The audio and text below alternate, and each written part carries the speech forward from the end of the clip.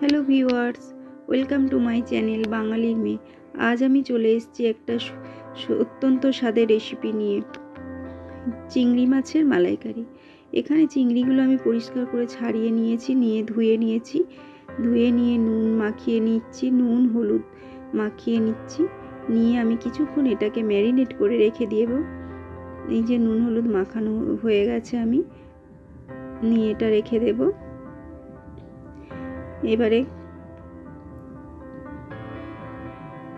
এবারে কড়াইতে তেল দিয়ে দিয়েছি। তেলটা গরম হলে হালকা আঁচে আমি এই চিংড়িগুলো এবারে কড়াইতে তুলে দেব।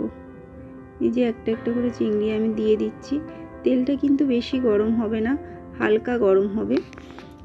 এই তেলের মধ্যে আমি একটা একটা করে চিংড়ি তুলে দিচ্ছি। দিয়ে এবারে চিংড়িগুলো হালকা ভেজে নেব। যে চিংড়ি আমার অল্প চিংড়ি একটু ভাজা হয়ে গেছে, এবারে বাকি চিংড়িটা ভেজে নেব।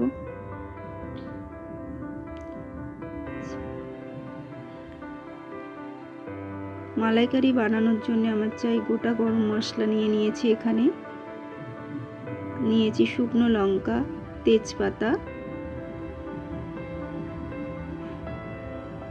পেঁয়াজ বাটা, আদা রসুন বাটা। এবারে ফোড়নের জন্য আমি কড়াইতে দিয়ে দেব, এখানে লাগবে নারকেলও। ফোড়নের জন্য কড়াইতে দিয়ে দেবো। তেলটা গরম হলে গোটা গরম মশলা আমি দিয়ে দিলাম। এই যে গোটা গরম মশলা দিয়ে দেব।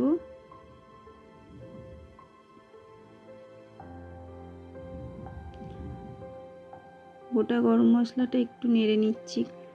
নিয়ে এবারে আমি দিয়ে দেব তেজপাতা।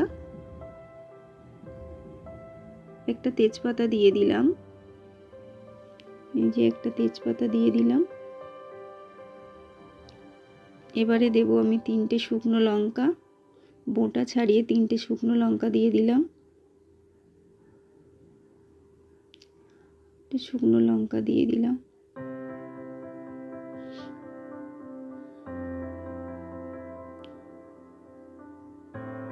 এবারে আমি দিয়ে দেব আদা রসুন বাটা, না পেঁয়াজ বাটাটা আগে দেব।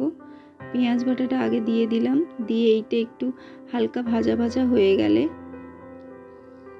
পেঁয়াজ বাটাটা দিয়ে দিলাম। এটা একটু হালকা ভাজা ভাজা হয়ে গেলে আমি এবারে দিয়ে দেব আদা রসুন বাটা। এই যে আদা রসুন বাটা দিয়ে দিচ্ছি পরিমাণ মতো।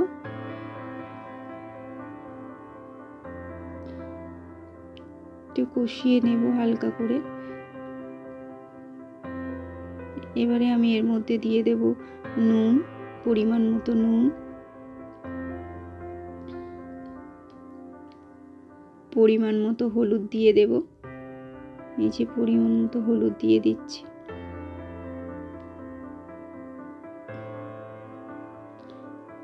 অল্প একটু জল দিয়ে দিলাম, নইলে মশলাটা পুড়ে যাবে, সেই জন্য অল্প একটু জল দিয়ে দিলাম। গ্যাসটা একদম স্লিম করে দিয়েছি। দিয়ে আমি ভালো করে ভেজে নেব।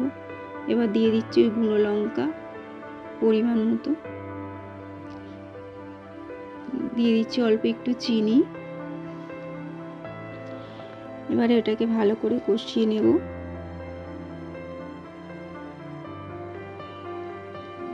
আমি দিয়ে দিচ্ছি জিরে গুঁড়ো,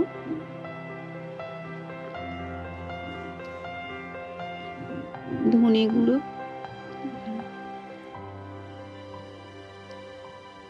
দিয়ে আমি এগুলো ভালো করে কষিয়ে নেব।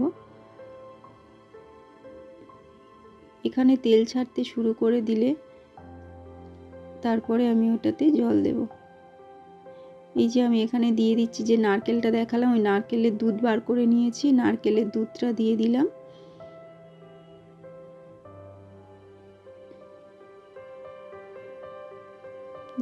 একটু বাটিটা ধুয়ে অল্প একটু জল দিয়ে দিলাম।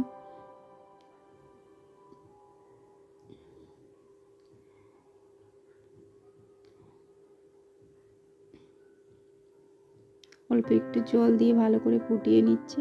নিয়ে এবারে এটা তরকারিটা ফুটে গেছে একটু, এবার আমি চিংড়িগুলো তুলে দেব।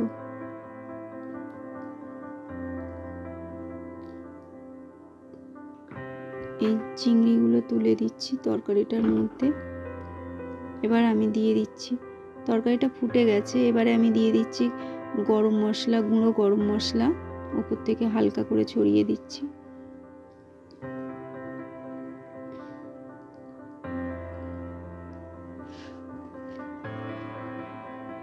আর দিয়ে দেব উপর থেকে একটু ঘি। এই যে ঘি ছড়িয়ে দিলাম। যারা এখনো পর্যন্ত আমার চ্যানেলটাকে সাবস্ক্রাইব করেননি তারা তাড়াতাড়ি সাবস্ক্রাইব করে দিন। আমার রান্নাটা যদি আপনাদের ভালো লেগে থাকে লাইক কমেন্ট করবেন। আমার চিংড়ি মাছের মালাইকারি হয়ে গেছে, এবারে আমি গ্যাসটা নিভিয়ে দিয়ে আমি তরকারিটা নামিয়ে নেব। যে হয়ে গেছে চিংড়ি মাছের মালাইকারি।